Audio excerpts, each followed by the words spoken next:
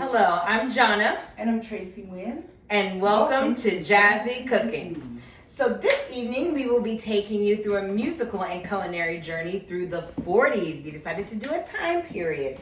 So if any of y'all were wondering what I'm going to look like as like an old church lady, I think this is it.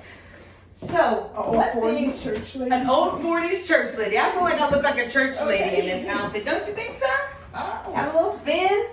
Right. So, anyways, it was really interesting to look up all the foods that were going on in the 40s because there was a war going on and there was a lot of rations going on, and a lot of people did not have a lot of money to make these big, huge, fancy meals. So introducing casseroles. Casseroles became huge in the 40s.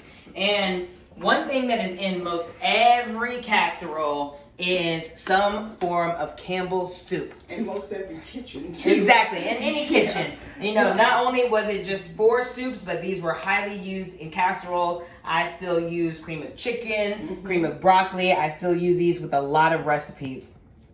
And then, of course, we'll be making the casserole through here. So, Traci, what do you have for us for the 40s? Right. What are you bringing? Well, as a musician, of course, I delve into the music, and that during the 40s was very interesting because women actually, the draft was on, all the men went overseas, so women actually played all the music in all the clubs from big bands. They played every instrument. And today you would think mostly women are singers, but back in the 40s, no baby, they were players, the drums, the trombone, the saxophone. Okay. And I loved it, and I have an example here because my mom did a book, but here's some women back in the 40s. I mean, look at them, they look great. Look at all these women, and they held down, you know, the music scene. So I'll be doing some songs from the 40s as well, maybe throw a couple of originals in if we have time. But I think it was an interesting period, and when all the men came home, of course they got their jobs back, and we had to go back to wherever, home, the office, and you just didn't hear about it anymore. But believe me, that's why I love saxophone, the instrumentation. Right. At that time, I just admire, and my dress, of course. Exactly. 40-ish. All right. All right, everybody. See, we are going to dive into this casserole. It is super simple and easy. So first, we are going to pop open our can of cream of broccoli and pour it into our mixing bowl. We need a spatula or a spoon. Go ahead and grab one. Dump all of it out. Every drop of it.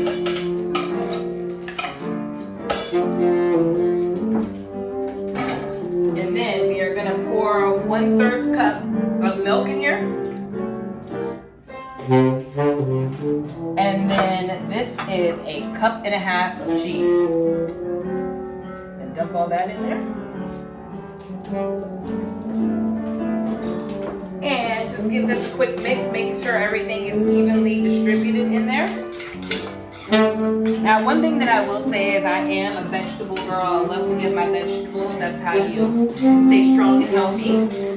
So I actually did more broccoli than the recipe actually calls for. And you want to have your cooked chicken. So I cooked some chicken thighs earlier, and you can season the chicken however you like. I recommend just a basic seasoned salt. And pour your chicken and your broccoli right on in.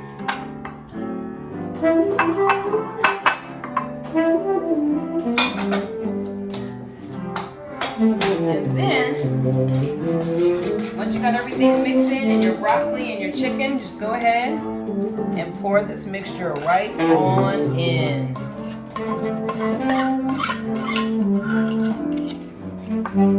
Make sure you get this everything on top.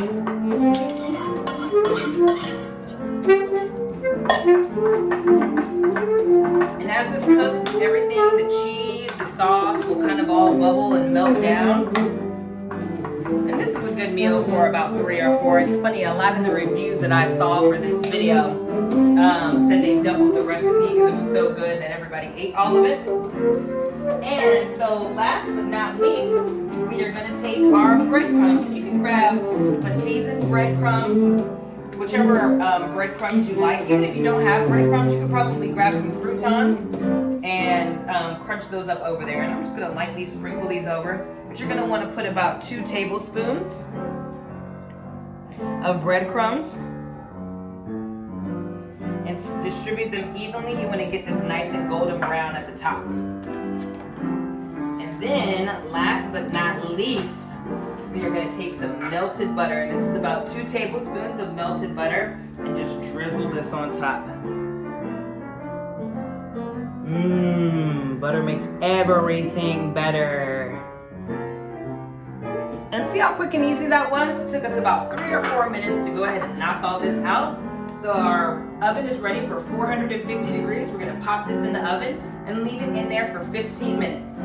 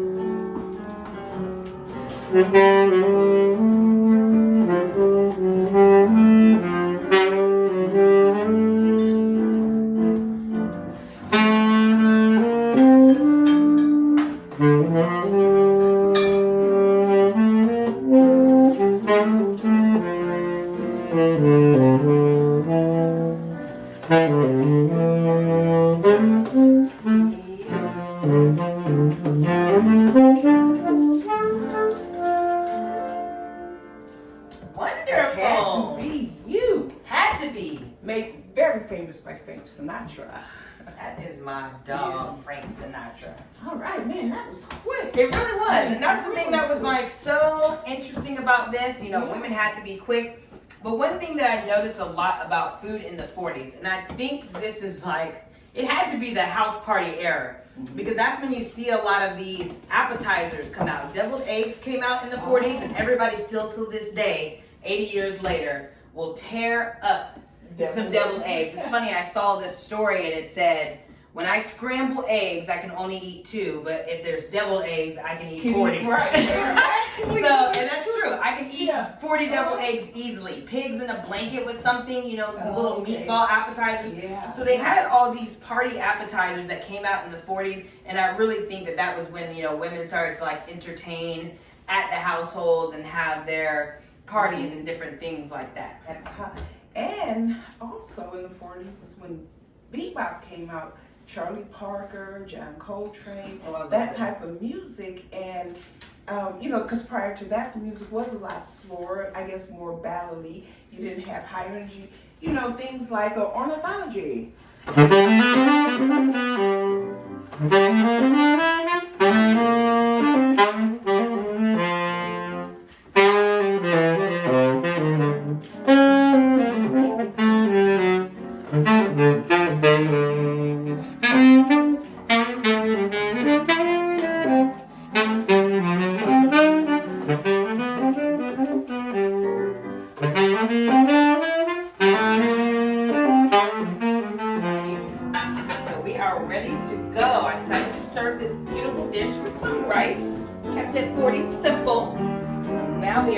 Pull this beautiful baby out of the oven.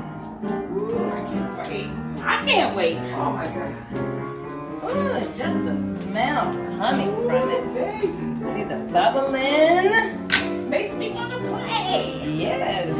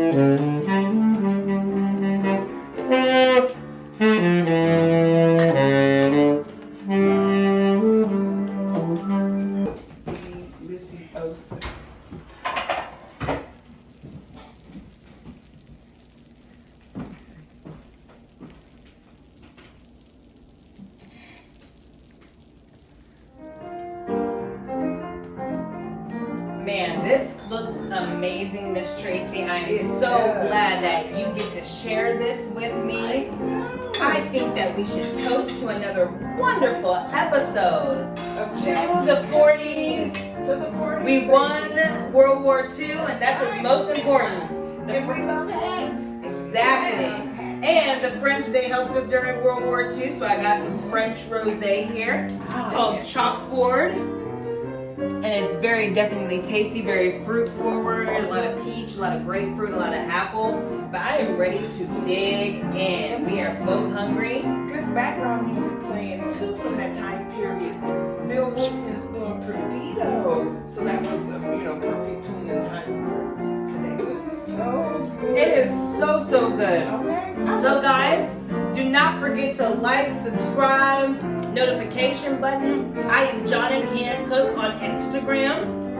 And I'm Traci Wynn, TraciWynn.com.